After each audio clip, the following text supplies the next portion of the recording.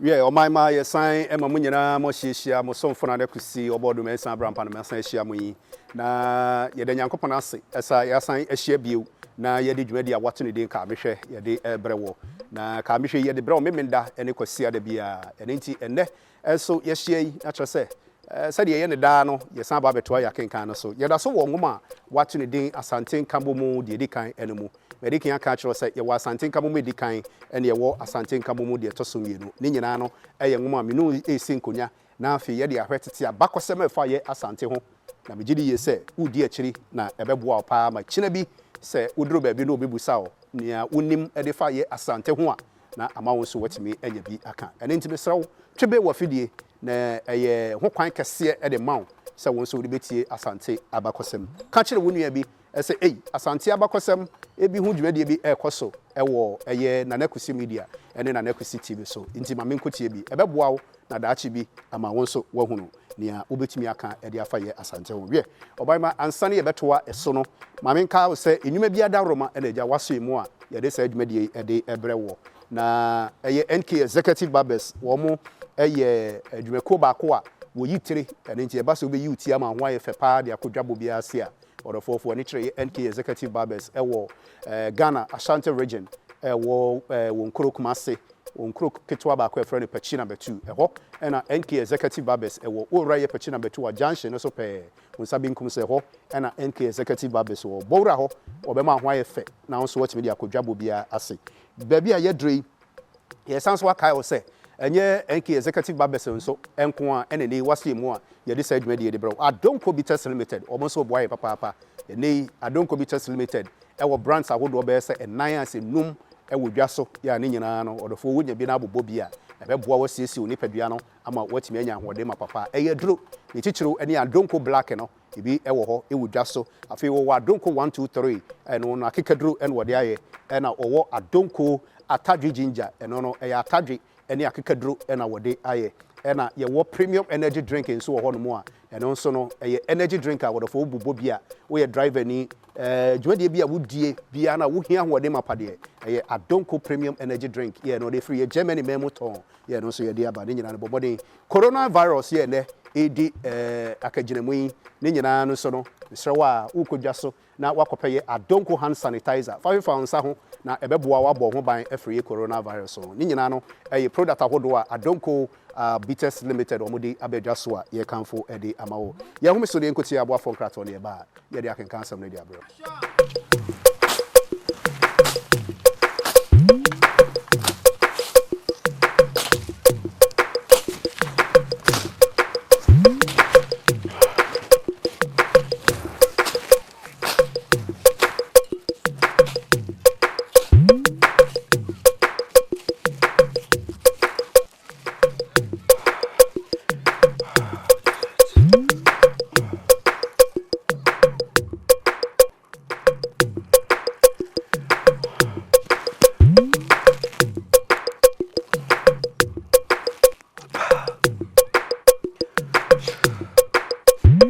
Penny say titi wo bi ka titi wo bi kyerɛ ɛne yɛ sɛ titi wo bi ka na titi wo bi kyerɛ de a mebusa sɛ Asante efiri hen ebi mu kyerɛ sɛ Asante efiri bon bi mu ɛna obepi Asante ma so ebi mu kyerɛ sɛ ofi atweaban so ɛna osande ba fam abakɔsɛm kyerɛ sɛ Asante emusua bi ɛde ka wo ho bɔ mu ma enne wabɛyɛ Asante ne santi ɛna afi mede ngoma wato ne din Asante Nkabom de edikan ɛne Asante Nkabom de ɛtɔso mienu ɛde brɛwo bisa ho sɛ yɛdan na Asante Nkabom edikan de ba ye na anyina na mu Asante Nkabom ɛtɔso mienu ɛne begina ye ɛbɛyɛ mede GP sɛ ɔbɛka me ho memenda ɛne kwasi ada bia ɛwɔ Nana Kusi TV ɛne Nana Kusi media so na mede saa dwumadie de abrɛw memenda ɛne kwasi ada bia ewo ye social media platform ni nyina so YouTube, Facebook, Instagram and after your Twitter page so. Now benya sa can cancel me nyina memenda ene kwasia da bia. Medamose. Have you heard about NK Executive Barbers, the latest barbing salon in town, where all kinds of hair services are rendered with professional hands? You can locate us in Ghana at Pechi number 2, just at the junction to the main Pechi town, Ghana, Asante region. You can also locate us in Nigeria at number 14 Efang at Mpa, State Housing off Marian Road, Calabar, Cross River State. We also make customized shoes and palm sandals. You can reach us on +234 703 760 4979 or +233 24 383 7121. Hi, my name is Mimi. I've been head of Kusi TV before, and what we do, in case you haven't, this is what we do. Skits and film production, video coverage, musical and video promotion, events management, wedding, birthday party, photography, comedy, entertainment programs, and many more. You can follow us on our YouTube channel and Facebook page on Kusi TV. And please, do not forget to subscribe and share our videos. Thank you. Bye. Kusi TV, we bring to you the best news and programs coverage, event management, movie production, music and advert video production, photography, and lots more. Contact us on 0703 760 4979 or 0814 264 1314. Send us an email at nanakusitv@gmail.com. Kusi TV, 100% online. You can get us on YouTube, Facebook, Instagram, and Twitter on Kusi TV, NKTV. We are my sign Emma Munyana Moshia, Mosonfuna Nekusi, Obodo Mensa Brapana, Masan Shiamuina, Yabetwakin Kana, so Sadia, Yedikai, Aboma Mandiano, Yadaso woman watching the day, Asante, and Nkabom Enumu, and Inti Bomodena, Etrebe, Penny Sekoju, and the Tross Angume, Inti. Minu nyinano essential bio na afi yatoaken kana so na yahwe sede ebekwa kosie na eye ade edikan ahwede edikan no eno na edikanfo abeso na wobiri yebo adaye se wonhwe no wonka Asante mom na Asante emu atete na no nti na amasese Asante ho adampan a obia so Asante mu ano wosi ba Asante no na areho sa Asante do man kase etise yie na wo aman akase atwa ne ho ahia ne obia to sha Asante so a na usiba Asante eno na aka ho bia medicanfo no aye wadwene se debi sa Asante ka ne ho bomu a kwan bia so no ebeboa am waye den so o micro enti onhwe no wonka ho mom na obiri yebo a agye asade de ato ne na so eso obehwe no watimi edi ho dwuma enti wasoma se yenkwa Asante ahemfu ni nyina da so na agya wo nyina wo nhia wonwene Nkabom a na nanu medicanfo aba be so no ho daye no ehwe so obegye atomo se obeka wo ho abomu se Asante man wi enti yekọ adeyo ya edikan ahwede a etoso emienu eno adadwada na obiri yebo a hyeye ese ahemfo ne mmra no adadwada no waso na obiri yebo a ene Asante ahemfo hia ewo na ahemfie entahera impintin enikete eguso na obiri yebo a tenase eho no mutedi na obiri yebo a edikan ebusa sa chiame wo ho na ho na chiame eje so se na ye wo ha me na obiri yebo a ene kasai wase momfa nto na nanem anim se mi behia won a enye bone bi ntra eya sentia wa bia na nanem adikanfo abeso me ho daye ntia saa sem no eja me konanda ene se eye mi abrɛho se yen Asantefo yaye wo broda den kira sori a wode empo doma esori a wode empa obia fa yen trebo afom afa ye di trebo fom inti Asante de wo ba ade anchichen ahoden no wo chicha ahoden no wa makakra mpo anso yen so enam koro ya eni ye munti ena ama no abasa yen kan yen ho yen ho etete ado anwoma so adentia ni na neguso a wo kasa no anche bia na abofo banu edi mirika baaye nipa no bi enso ebohu ene ya mekan na etwentwen ne kasa no so achiame mumisa won kwan so ansana matoa so wa na eja wo chia me ebusa abofo ya wo bowura mu yi amane esa abofo na ede na amamu ani hu hantwi wa na obofo yi ene esa bre me kasa nyina no wo haso no se na na chia me tie mento na na se ye free agona ene yeduru ha okonfo ya mwo nipa ne yen na de edi yeduru ha ene se anopa ya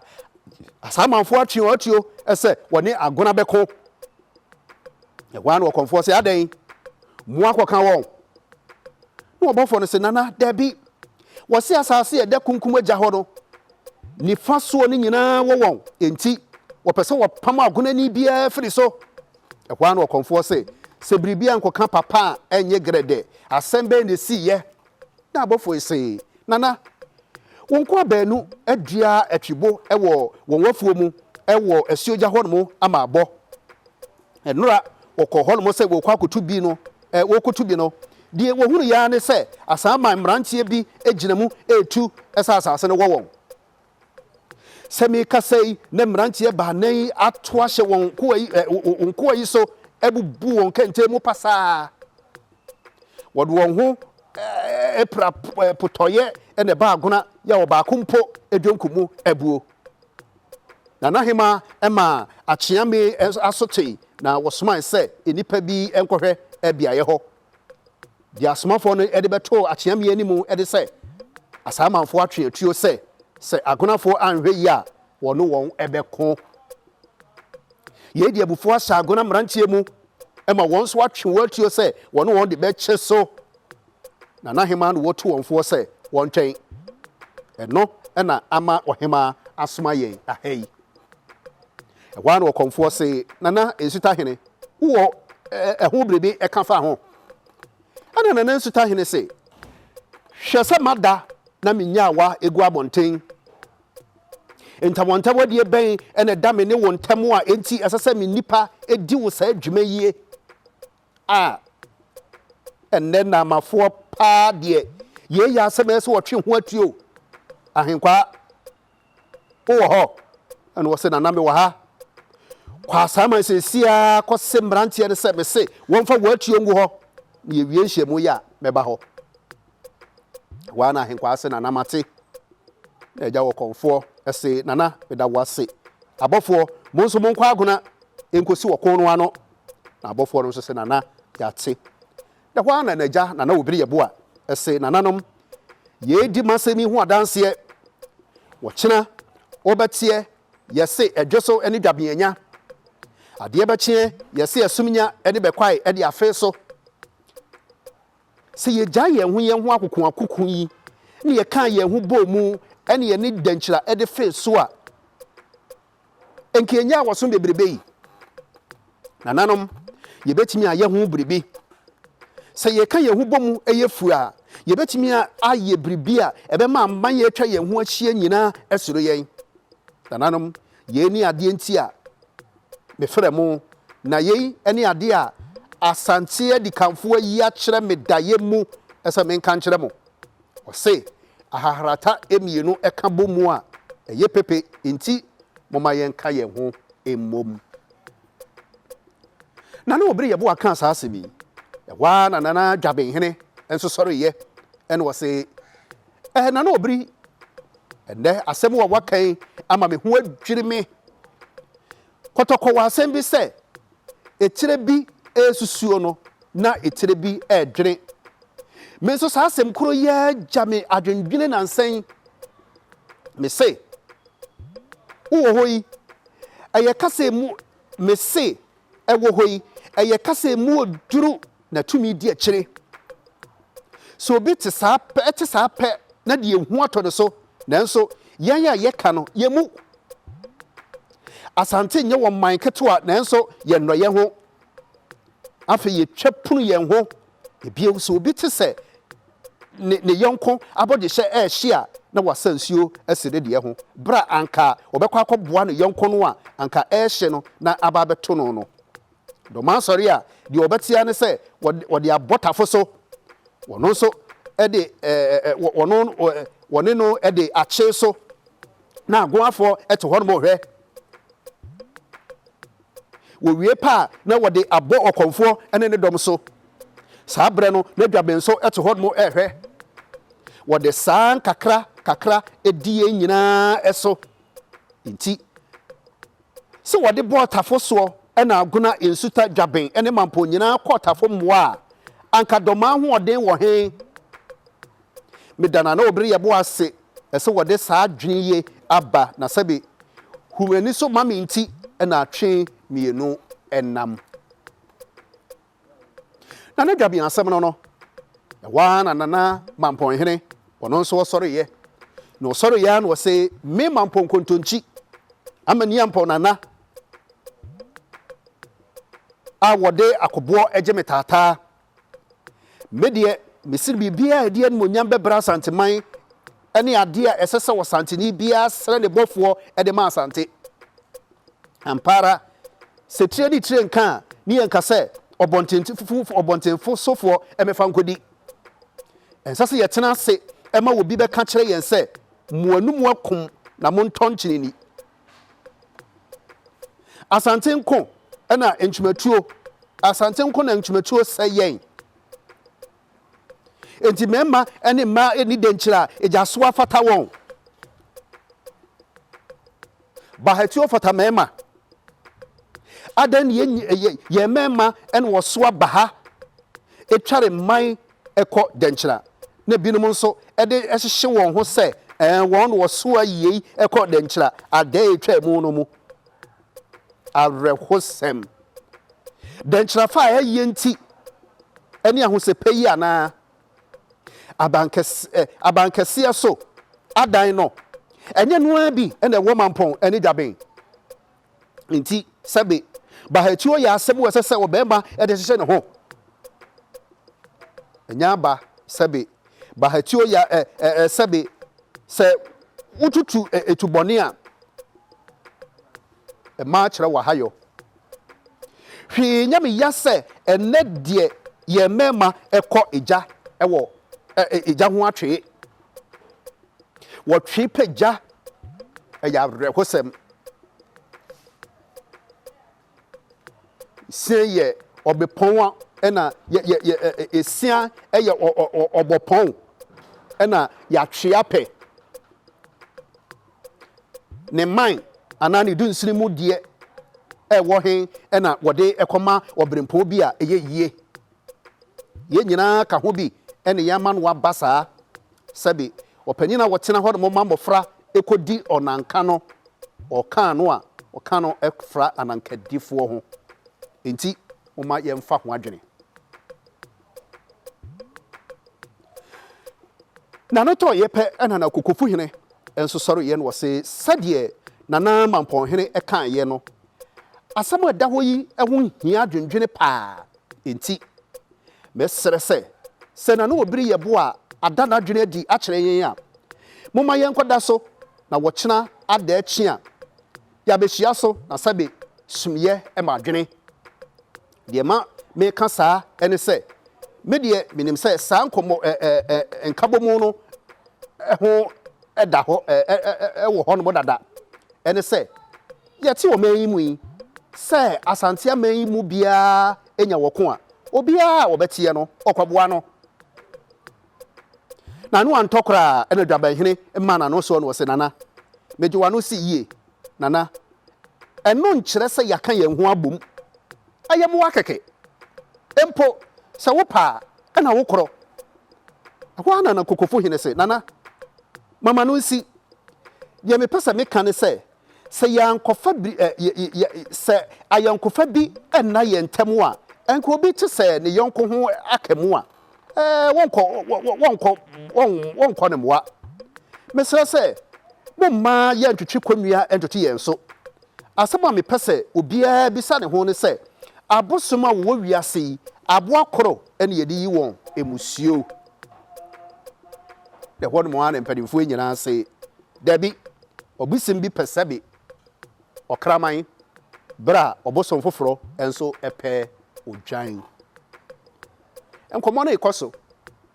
ahemfo yi obi yɛ kyerɛ n'adwene ɛwɔ asɛm a nana obiri yɛbo a ɛde ato wɔ anim ɛsɛ sɛ wɔka wɔn ho bɔ mu sɛ asante ebinom kyerɛ sɛ wɔne na obiri yɛ bo a yɛ adwene na kokofo hene ɛdeɛ wɔkyerɛ sɛ dabi nananom yɛ ne saa yɛnyɛ yie enti wɔno nso akyerɛ n'adwene ɛsɛ abosom wɔ hɔ yi obiara wɔ sɛbi abo a yɛde eyi ne so musuo enti sɛbi abusua biara nso wɔ ne bosom a wɔsom no nti na deɛ wɔhwehwɛ aka ne sɛ wɔka wɔn ho bɔ mu a ɛnyɛ yie ɛsɛ sɛ obiara no edi ne nkoyi nana kokofo hene nso ebi wɔ n'ano yɛ a wɔpɛ so san aka nananom yɛmfa nsi ha nyankopɔn yɛ adom a yɛaba abɛtoa so ne ahwɛ kokofo hene deɛ wɔsan aka ɛde afa nsɛm a wɔde ato dwa a nananom ɛkyerɛ wɔn adwene ɛwɔ ho yi sɛ wɔne deɛ wɔsusu sɛ ɛsɛ sɛ wɔ hene biara no edi ne nkoyi asɛm foforɔ wɔ n'ano yɛde bɛsia na nyankopɔn yɛ adom a na wɔtwe sɛ dɛ me ne nyinaa san ba abɛhyia bio na afei yɛaba abɛhwɛ baabi a asɛm no ɛbɛkɔ akɔsie na asɛm wei deɛ ɛyɛ asɛm sɛ ɛbɛkɔ akɔsi sɛn nkabom ne bɛba so anaa ɛma so mosomfo na Kusi ɔbɔdo mensan brampa ɛna bɛdi dwumadie ɛho kyia me yɛde brɛw memenda ɛne Kwasi ada bia ɛwɔ na Kusi media ɛne na Kusi TV so kame ho memenda ne Kwasi ada bia bra yɛbɛsi nkonya yɛde saa dwumadie ɛde abrɛwo pakraw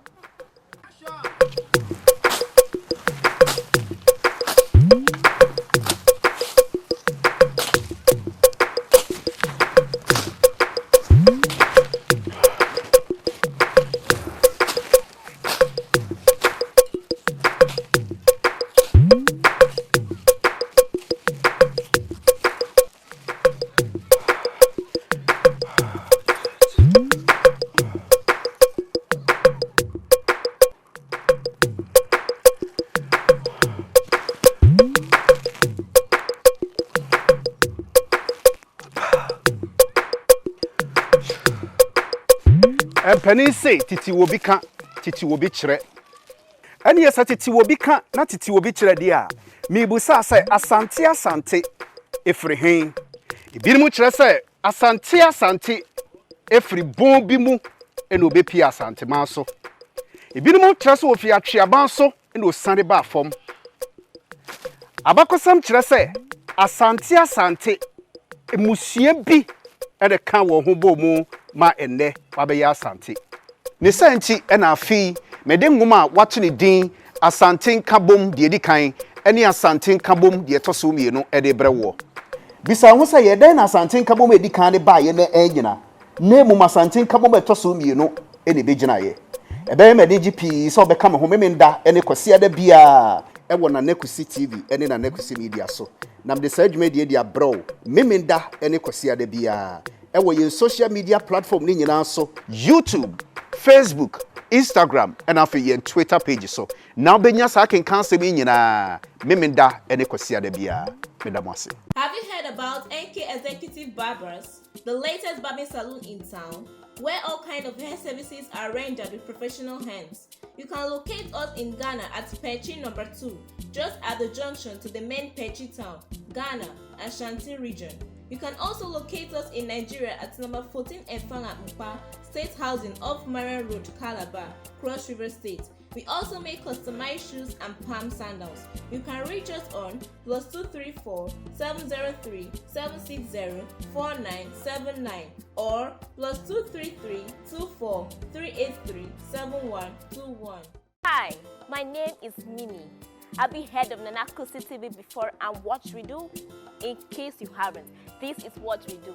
Skits and film production, video coverage, musical and video promotion, events management, wedding, birthday party, photography, comedy, entertainment programs, and many more. You can follow us on our YouTube channel and Facebook page on Kusi TV. And please, do not forget to subscribe and share our videos. Thank you. Bye. Kusi TV, we bring to you the best news and programs coverage, event management, movie production, music and advert video production, photography, and lots more. Contact us on 0703 760 4979 or 0814 264 1314. Send us an email at nanakusitv@gmail.com. Kusi TV, 100% online. You can get us on YouTube, Facebook, Instagram, and Twitter on Kusi TV, NKTV.